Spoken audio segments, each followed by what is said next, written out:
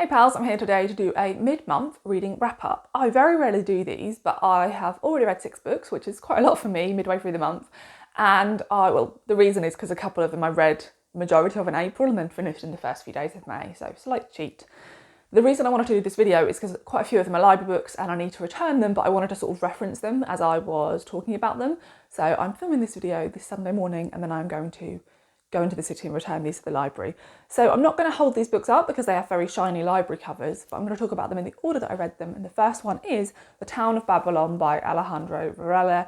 This is this author's debut novel, and I thought it sounded really interesting. I really love the cover and was very happy to see that my library had a copy. So this book is quite unique, I think, and I hope I'll do a good job of describing it. So the premise is we are following a man who is called Andreas, who is a public health academic.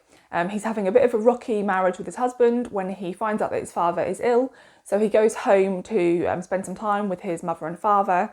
And when he is there is a high school reunion, I think like a 10 or 20 year high school reunion. And he hasn't kept in touch with anyone from high school. And he just decides like, fuck it, I'm going to go. And he comes across sort of 3 people from his high school years, one of which is an ex-boyfriend that he was deeply in love with, who is now married to a woman and has children. One is his best friend, who doesn't come to the reunion, but he finds out that she is in a psychiatric ward because she has schizophrenia. And he also comes across a guy from his high school who has now become, I think, like a preacher. And he knows that young man committed a violent act against a gay man, which he thinks had serious repercussions. So when I say that, the novel sounds like it has a fair amount of plot, but it doesn't really. This is a super thematic novel. It's discussing a lot of social issues. You can very much tell the author is a public health academic. That is 100% one of the main focuses. And so if you like a plot-driven novel, this really isn't it. You know, I wasn't reading this to see what happened at the end, because really it's just like a moment in this character's life, and more of it is, you know, commentary on all the ways in which he views America specifically. So some of the central themes in this novel is being the child of immigrants and what it's like for immigrants who move to the US.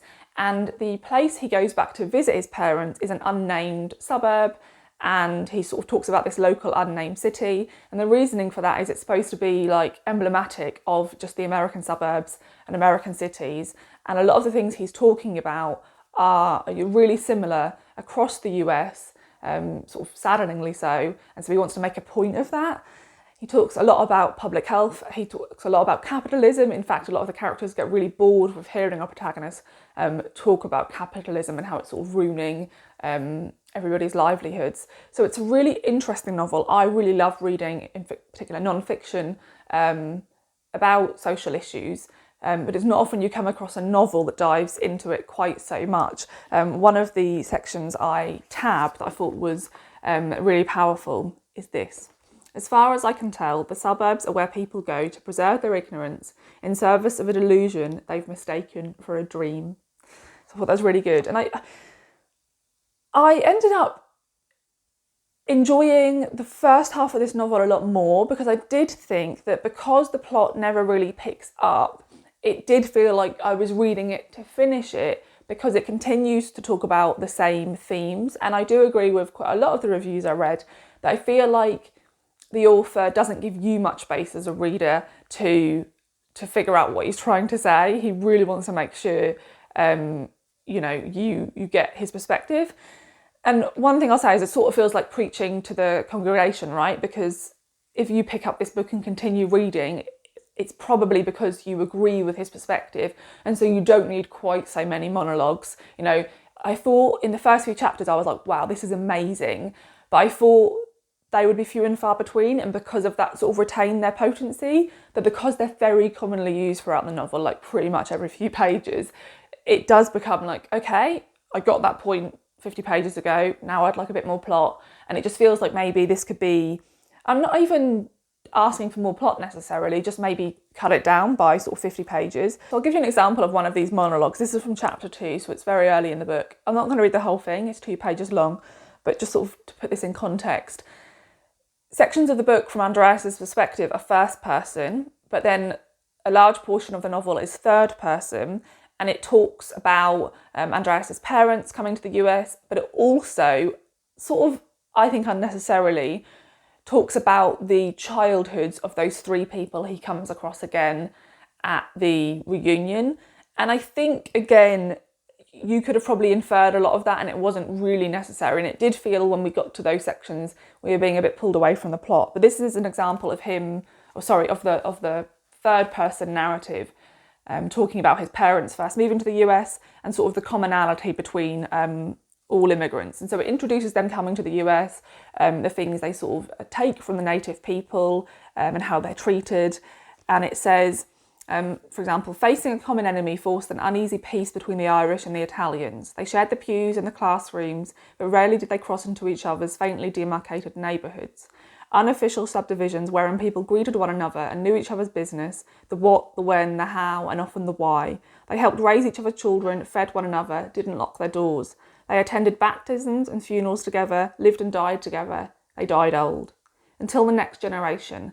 They were the ones who wanted the shinier things that had eluded their parents. They longed for extravagance. They wanted more powerful cars and bigger homes, spaced even farther apart than the ones they'd known all their lives.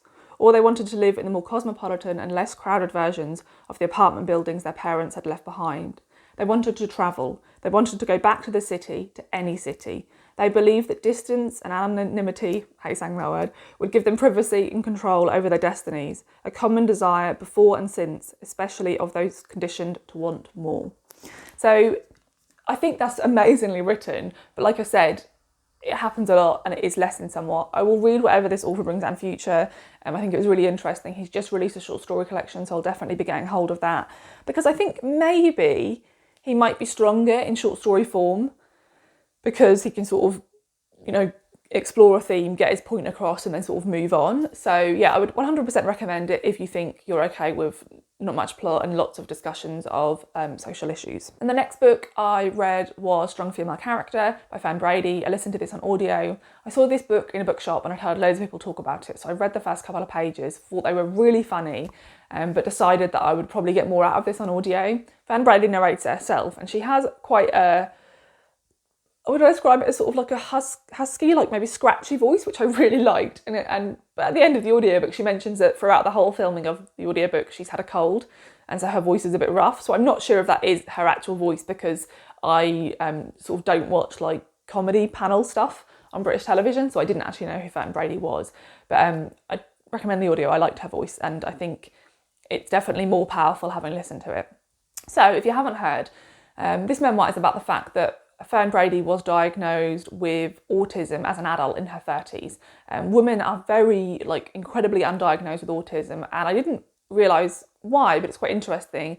She says years ago, the first sort of or most renowned person who looked into this did the study of autism on young boys who were around 12 to 14 in Austria, and that became the overall sort of marker of autistic traits. And so it was only really applied to young boys, and actually women and girls experience autism very differently.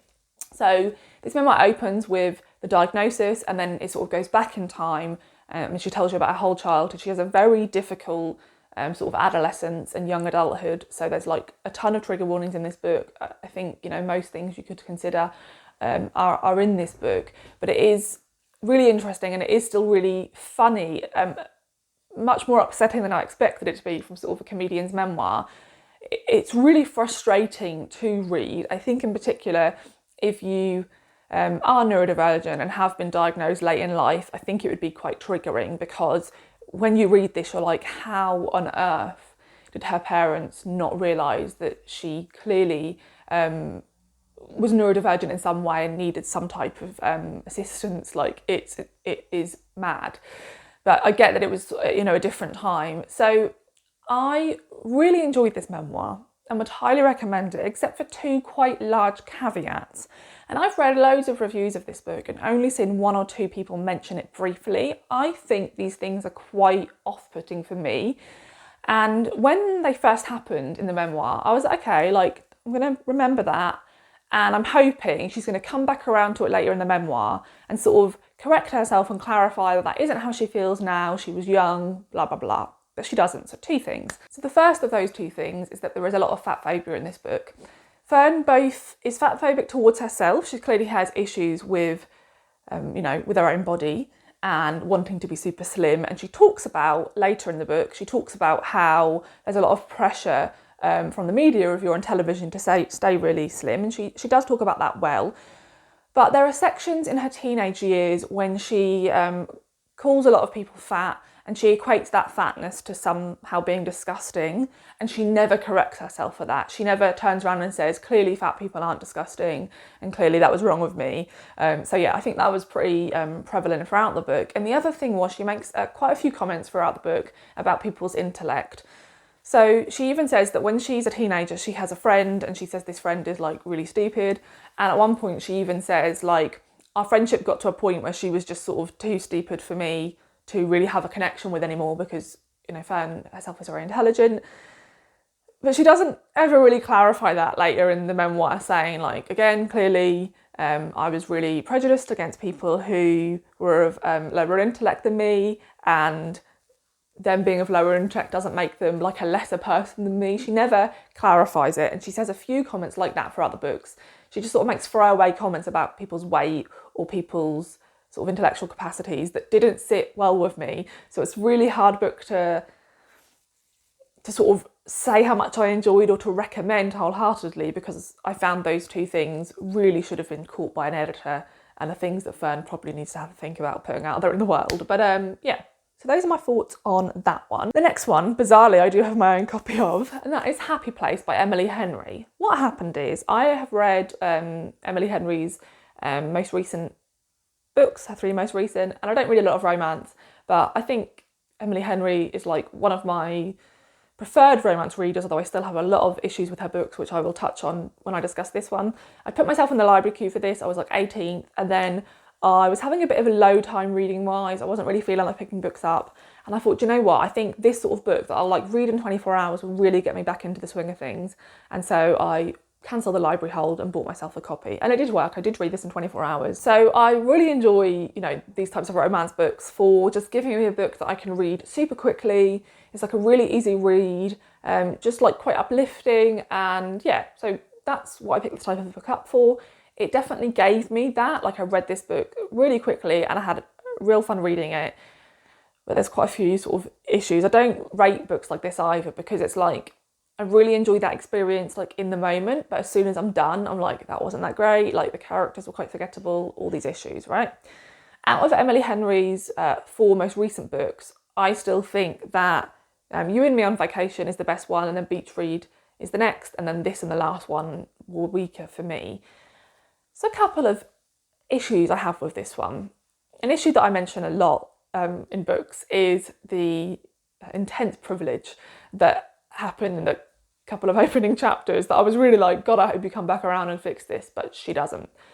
Premise of this is our protagonist has been broken up with her boyfriend of 8 years for 5 months, but they haven't told anybody because, I don't know, they haven't. They're really bad at communicating. The friends always go on holiday somewhere in like New England. One of her friends is from a super wealthy family, and it's one of her father's multiple holiday homes. And she gets her ex-boyfriend to say he won't go, says he's busy, but when she gets there, he's there, and she's like, what the fuck? And it turns out that the holiday home is being sold. The daughter whose holiday home is absolutely devastated, like massive life drama, that she now isn't going to have this wonderful holiday home to go to whenever she wants, that's probably worth millions. And so they've decided, her and her partner, to get married there, to have this like last experience in the house. And so because of that, our protagonist and her ex feel way too guilty to now be like, guys, we're not actually together, because like the holiday home's being sold, guys, like massive tragedy here. And our protagonist is even like, this is like heartbreaking for me, like this holiday home is my happy place that I come back to over the years, and like the loss of this is going to be really hard, and I really feel for my friend. Get over it. Like, I literally can't believe there's people who are homeless or who are evicted multiple times from the homes they live in and live in places that aren't safe to live in. Like, and you're like, boo-hoo, the holiday homes, but one of the holiday homes are being sold. Just can't get past that as like something we're supposed to feel sad about. So that is something I find with Emily Henry. I find that she sometimes gives you a couple of characters who have had truly heartbreaking things happen to them, and their level of like damage because of that makes sense. But then she'll give you other characters, usually, unfortunately, the protagonist, who have had like, this is going to sound horrible, run-of-the-mill difficult stuff happen to them, but it's like given the same weight as the truly tragic things. And so the premise of this book is all down to like miscommunication, because they shouldn't really have broken up. And the reason they did is because they can't communicate. And supposedly the reason they can't communicate is because our protagonist, her parents, had a pretty rocky marriage. And after a big family blow up, they'd all just like not talk about it again. If you've got to your early 30s and you're still holding on to something like that, like, that's not that bad in the grand scheme of things, right? In the grand scheme of upbringings people can have. And it's still really badly affecting your communication with someone you've been with for 8 years, so you should be pretty effective at communicating by now. You should 100% know each other. And really you should, without saying things, recognise how the other person is feeling. Then like, seriously, why have you not considered going to a therapist? So I found this book pretty frustrating in that regard. Johnny and I have been together for 17 years. Even when we've been together for 8 years, you know each other by then, you communicate, like, and if you don't, then you probably shouldn't be together. So like, expecting me to believe that these two people are destined to be together and they really work, yet they've had 8 years of shoddy communication, doesn't really make sense. And also I do find that like, the protagonists are a bit weaker in this, like they're really forgettable characters. So yeah, like if you want to read this, like still read it, because I still had fun reading it. But I find consistently she has issues with like, she has very privileged characters, I think, a lot of the time. And then she puts things that are really tragic like equally alongside things that are just like people crying about privilege. So I find that quite difficult. So there's that one. The next book is another new release, and that's The North Shore by Ben Tufnell. This is quite a short book, it's under 200 pages, and it's very odd, so I'm going to do my best to describe it. This is set in Norfolk, which is the county in England where I currently live, and it is about a young man who, in an indeterminate time period, although I think this is probably like late 70s, early 80s, is in his cottage on the North Shore. He is alone because his mother has gone to visit his grandfather in the hospital. A massive storm breaks out, like a horrific storm. And during the lull in the storm, he walks down to the beach and he finds a body on the beach. He initially thinks the man is dead, realises the man isn't dead, but the man starts to cough up really odd things like seaweed and then leaves from trees that are like inland. And it gets very weird and sort of mystical. That part of the book is great. Absolutely beautifully written. Like the descriptions of Norfolk, obviously I have an element of nostalgia, right? I've lived in Norfolk for 9 years now, I think, but I'm from Suffolk, which is the bordering county, and they're like super similar. So like you describe one, you pretty much describe the other. So I'm going to read you a section from this that I think is really beautiful, very descriptive. In long winters, the countryside presents a desolate prospect. When the trees have been stripped of their leaves and the fields have been turned over, bare of anything growing, it looks and feels like a hard land. Yet this bleakness has its own rare beauty. The famously big skies, more expansive here than almost anywhere else in this realm, are piled high with cathedrals of cloud. I say again, it is bleak, but it is brutally beautiful. I love it. Yet in the summer, when the weather is good, it is another place completely. When the fields are full of golden corn, beet, tops and lavender, and the hedges are thick with foamy heads of cow parsley, and the sun is shining, the land glows as if it is lit from within. That is God's light on God's land, they used to say. Then people travel here from afar to witness this holy beauty. They come to swim in the sea and walk along the fading shore, on sand and shingle, and to explore the ruined churches and castles, the signs of a rich and complex past.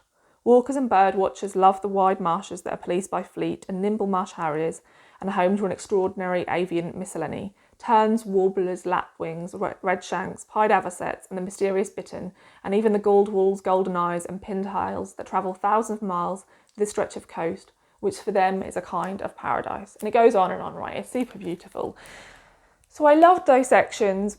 I really liked the linking to folklore from around Norfolk and Suffolk. And it really reminded me, when I was about 13, 14, I was fortunate enough to be sent on like a week away from my usual lesson. So it was for people who really loved English as one of their favourite subjects.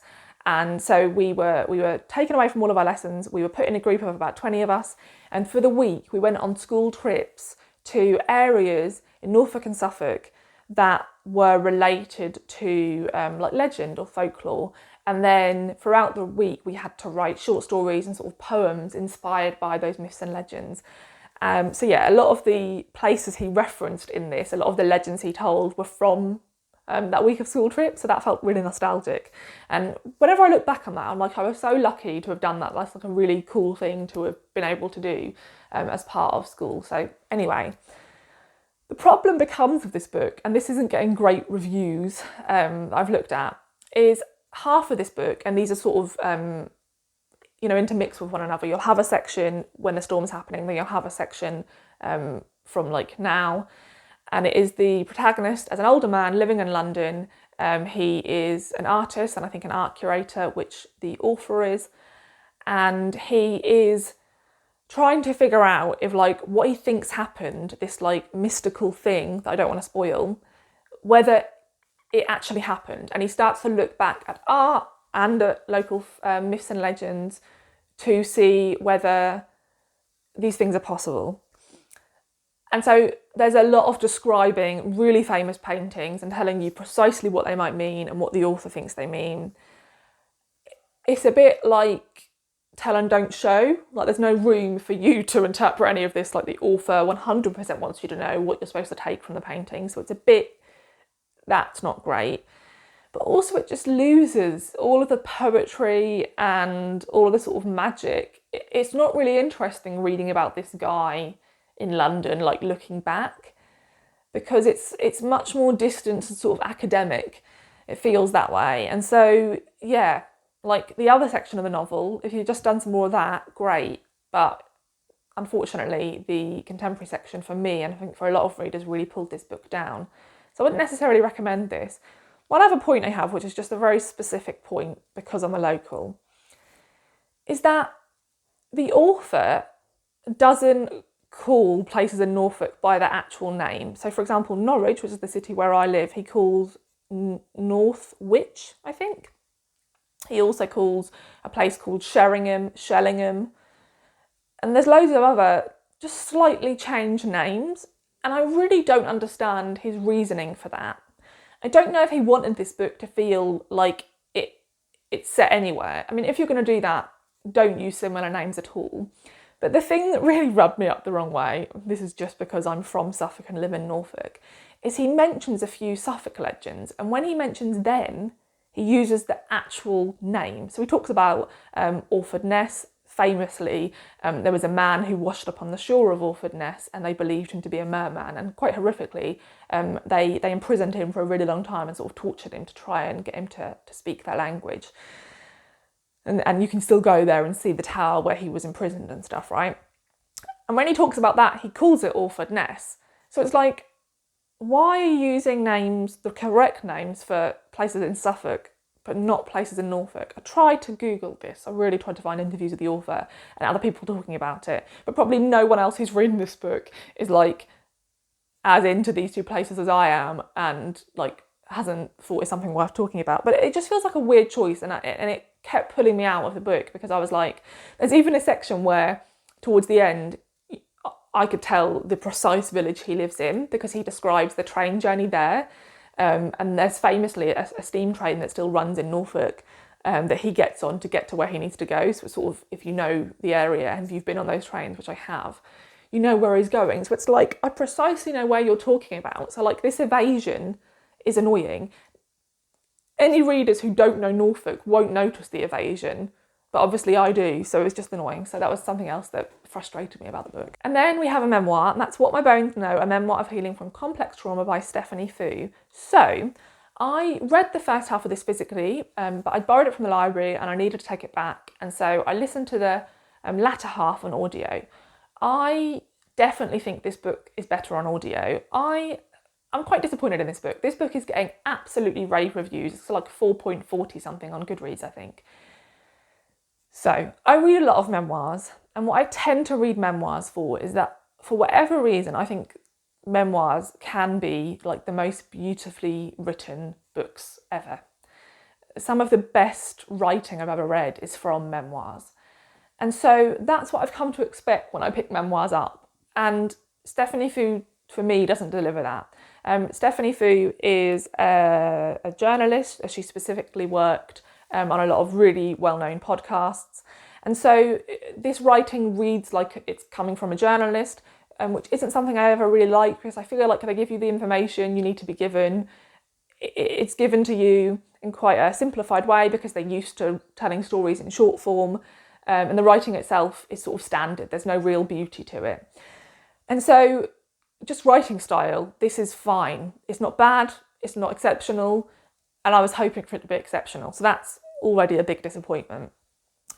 And then secondly, this book is sort of oddly structured. So basically, Stephanie Fu, as an adult, was diagnosed with complex PTSD, which is actually something that is not viewed as a real condition in the US, but is in the UK, interestingly. So once the author was diagnosed with it, she tries to deal with it because it results in a lot of she has a lot of difficulties interacting with people. She has a lot of rage. She's not really good at holding conversations with other people and picking up on things they might want to discuss about themselves. So she views herself as somebody who comes across as very angry and sort of self-centered in communications with friends and family. So she sort of wants to fix that. So the first part of the novel is telling you about her childhood. There's lots of trigger warnings. She has a really abusive childhood. Then the second section is about all the different methods she tried to overcome complex PTSD, all the different things people say you should try in terms of like therapy and also medicine and exercise and various things. That feels like a bit of a hodgepodge of like, I've done a bit of research, I've pulled this from this book and this from this book, and I'm going to put it all here. Then later she delves more into how she lives with complex PTSD now, and then she finds a therapist who allows her to record her therapy sessions, and they're actually played on the audio, which is another reason I'd recommend the audio, because you hear the real therapy sessions. And she sort of discusses, how she's overcome the condition somewhat, but how she's still living with it.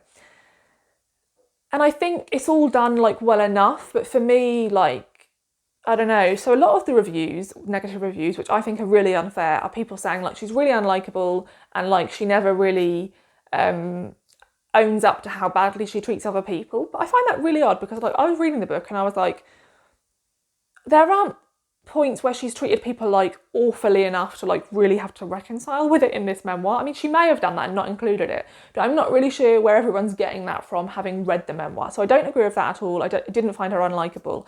I just think this was a lot less than I expected it to be. The writing isn't exceptional.